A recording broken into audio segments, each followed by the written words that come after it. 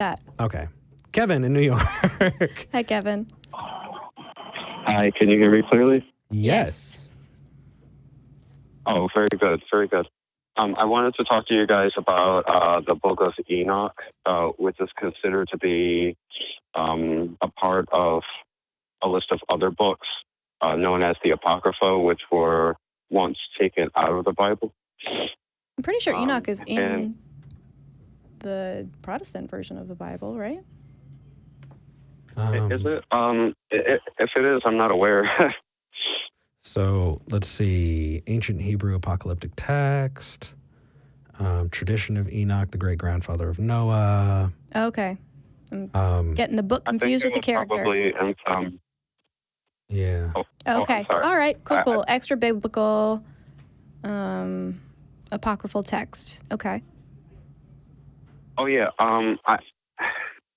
Now that you guys mentioned that, I think it might be a part of the Mormon canon. I'm not sure, but basically, what it is about that is that I really do believe that there is science within the Book of Enoch.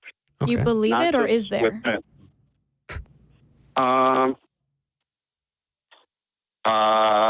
Because I will 100% agree with you that you believe something. I'll take your word for it. But if you're going to use it to convince us, then we need to know whether or not it's actually in there.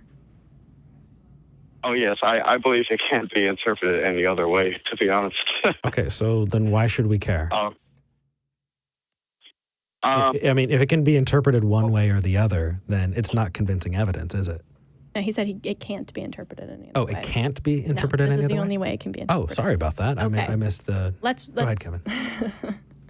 Oh, yes. To get to the point, within the Book of Enoch, to my surprise, it's not my discovery, but when I discovered the discovery of someone else, I was absolutely astonished that the Book of Enoch describes something that we've only recently understood as a black hole. A black hole, you said? Yes. Okay. Yes. So question for you. Yes. Let's say you're right. Let's say it says in the book that a pretty decent modern description of a black hole. Does that make the rest of the things in that book correct? True, necessarily? I believe so, yes. Okay, so then in my book, it says that 2 + 2 = 4, and I'm Spider-Man. It has a true thing, and so you should believe the rest, correct? Oh, yes. Now, through my study with this would be comparable to each individual person, Kevin, in which... You just told me I'm Spider-Man. Am I Spider-Man? Well, no, I'm not agreeing to that, no. Okay, so please tell me what that difference is. Right? My book says 2 + 2 = 4, and I'm Spider-Man. There's a true thing in it, therefore the rest has to be true. That is the reasoning that you're giving. The difference would be accordingly to each individual who is reading it, because obviously there are some people who are gullible and there are others who have discernment. Okay, is it convincing that 2 + 2 = 4 and I'm Spider-Man? It's convincing that 2 + 2 = 4, but not that you're Spider-Man. Okay, so would it be coincidentally true that 2 + 2 = 4 and I'm not Spider-Man, right? What I'm saying is, even if we gave this to you, because I don't have the Book of Enoch in front of me, let's just say we believe you entirely. That has nothing to do with the validity of any supernatural claims that may be made. Well, yeah, I'm well aware that you need to take them on their own. Even with one text, there could be both truths and non-truths. Cool. Okay. That's why everything should be discerned. I agree. So that means that, are you going to bring up maybe some things about the Book of Enoch that we don't think happened, maybe that you do, that we can talk about? Oh, yes. Just as I was describing to you, I was astonished to find out, which I need to repeat, it was not my discovery, No, But this is when I pretty found well this out, documented online, actually. Oh, yes. Yeah. But I want to stress that, yes, this is an interpretation. But let me go on to read this. It's just a short paragraph. Is it something that you think describes reality in a true way? It describes a black hole. Okay, cool. I already said, I already granted that to you. And you already said that doesn't matter whether or not that validates the other claims in the book. So cool story. Is there anything else about that story that you're convinced of? Maybe that a God exists? I would hope so. That's why you're calling the show, right? Yeah, absolutely. Okay, cool. So do you think that book validates the God claim? Oh, yes. Okay, yes, what part of that book validates the God claim? Well, for the very fact that a black hole is... Okay, but you also said that 2 + 2 = 4, and I'm not Spider-Man. Yes. Okay, so things can be both true and not true in a book. Yes. Okay, so why are you convinced by black holes in the book of Enoch validating the rest of the books in the Bible or the God that you believe in? Well, separate from the book of Enoch, the name Enoch was actually named in the Old Testament, Cool. and also quoted in the New Testament in the book of Jude. Awesome. So what? Yeah. It just gives a person to latch on to where did this come from. Yeah, well, it does. It I mean? does seem like super deep, man. But names existed. That doesn't validate supernatural claims. So, Kevin, I've got a question for you. Yeah, I'm actually. You know what? You take this because I need to go to the restroom. All right. And I will be right back because I'm not going to make it through the show.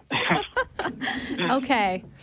So, Kevin, my question for you is, if somehow somebody gave you a refutation of this claim that the Book of Enoch talks about black holes to a degree that it convinced you that, oh, maybe I misinterpreted this, I understand this in a different way now, would you still believe in the God that you believe in? If someone told me that it doesn't describe a black hole in the Bible, well, in the Book of Enoch, let's imagine. Let's play pretend for a second and imagine that someone actually convinced you that this one argument wasn't really the best one and probably wasn't describing a black hole. Would the dismissal of this particular argument cause you to question your faith in God? No, it wouldn't. Okay, so that's cool. So my question then is, why do you think that this particular argument, if it's not a foundation of your faith, would be convincing as a foundation for ours? Well, I'm not going to deny that I'm extremely I'm biased in how I go about researching things. Mm-hmm. How do you think you could be a little less biased in researching? What's something you can maybe try?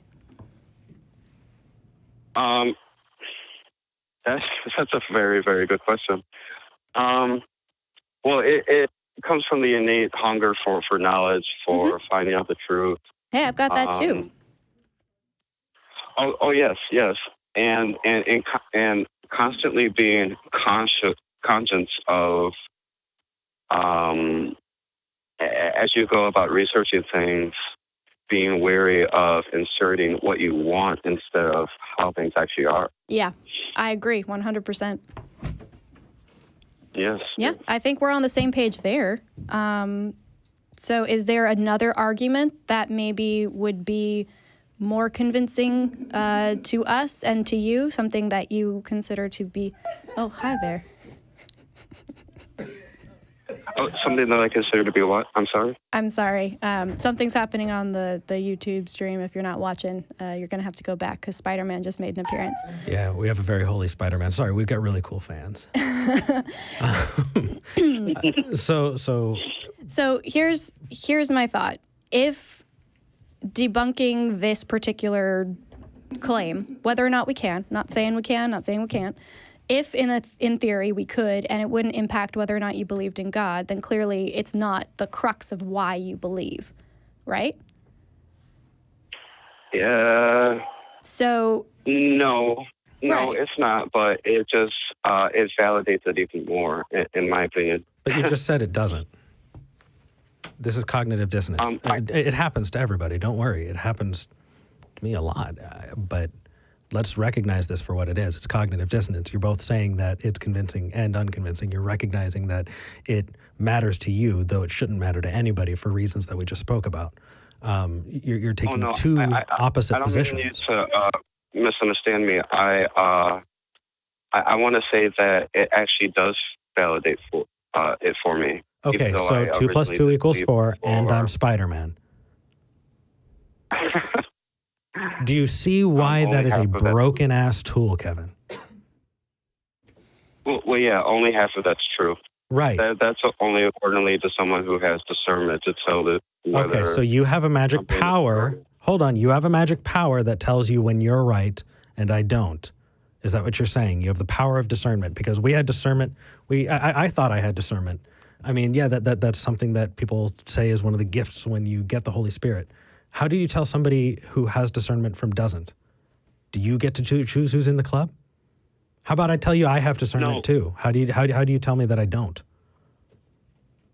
Oh no, you can only tell by getting to know a person. But yeah, that's not how we decide. Discernment is not a power. Discernment is not a power. It's an inner faculty of the mind. Cool story, which bro. Comes about through conditioning, which somebody could only place on themselves through honest research. Honest research would show that that's not how anything fucking works. That's indoctrination, Kevin. Look up the definition you just gave, and then look up indoctrination. But we don't have too many more callers. Kevin, I want you to know that I got rather grumpy. I'm really glad you called, V. I apologize. Kevin, I want you to know that I think the things you're believing in and the reasoning that you're giving is fucking bad. And I think that on its face, you recognize it. That doesn't say anything about you as a person, but it definitely shows that your view of it is really wonky. We actually talked about this a little bit while you were peeing, out. Mm-hmm. Well, otherwise indisposed. Could I read to you very quickly? Could I read to you very quickly what I was talking about in reference to the Book of Enoch and how it describes a black hole? Not only a black hole, but I don't care. I don't care. I already told you. You already agreed that there can be true things and non-true things. And they're in the same book. And it's easy to say you don't care, but the only reason why it's worth looking at is because since this would be considered to be thousands of years old text, that was something that should have been impossible for them to observe or even describe at all. But no, you can agree that something can be coincidentally true. We can have that conversation, or you can just think about it for 2 seconds and go, yeah, things can be coincidentally true. Oh, it can be coincidentally true. And then when you try and reason it out, you'd recognize that, oh my gosh, something being coincidentally true, number one, happens. Number two, doesn't require me to have faith in something I've never seen before. And number three, even if it did, would not validate any other supernatural claims made therein. Therefore, is completely irrelevant. Kevin, what you gave was irrelevant. But I hope that you can call back again and give us some relevance, because that would be awesome. Something you might want to do is post Enoch 1, Chapter 1, which is, I believe, what you're going to be pulling from, onto our Reddit, and interact with some of the people there. No, not Chapter 1. No, it's that's smack in the middle of the book. Interesting. But I agree with you guys that reason is very important. You know what I mean? But someone could go about this without any faith and still. Well, I hope that you can call back and give definitions. About the Yeah, I hope you can call back and we can talk about your definition of faith, because that's another conversation we just don't have time for today. Yeah, next time call in and think about maybe an argument that if it were disproven theoretically, it would actually impact whether or not you believed in a God, because those are the ones that we really are interested in. Yeah, it's the contingent arguments, right? If you're accepting this core tenet, this core truth, it is the validation of that, right? It's not, somebody named Yeshua lived at that time in that place, because who cares? But did that person walk on water? And so let's talk about the walking on water claim and whether or not that walking on water claim is substantiated or can be shown to be true. And that's what we're talking about. Something can be coincidentally true. There could have been an apocalyptic rabbi named Yeshua who was nailed to a cross. Even if we grant all of those things, that doesn't mean that the supernatural claims made therein are true. Yes. Awesome. The only reason that I believe that it is supernatural in nature is because something such as the black hole, which I do believe is described in the Book of Enoch, is something that we are struggling to understand today and only have recently discovered. Yeah. So you're saying that you believe it's God because you don't understand how it couldn't be God, which is the God of the gaps fallacy. No. I'm saying that because of the great, that there's the Book of Enoch being traced back thousands of years. Right. You don't understand how they could have possibly. That we have. You say you don't understand, Kevin. Yeah, I'm gonna pop it on hold One so sec. we can finish. So my point is that you're saying your argument is this book is thousands of years old. They seem to have this knowledge that I don't understand how they came to it. And therefore, I am going to attribute that not understanding how they got this information to the supernatural. Is that right? You're back on. Well, the information that we get about outer space and black holes, for example, is all from modern day science. Right. So you don't really know. Therefore, God. The information that's in the Book of Enoch is from God. Okay, because you don't know how else it could have gotten there. No, I don't. Okay. Yeah, Well. It's God of the gaps. Yeah. Yeah. All right. Well, cheers. I hope you recognize the God of the gaps isn't a good one. Cheers. Take care, Thank man. you for taking my call. Yeah, Thank you. For sure. All right. Damn, you nailed that. That was really good.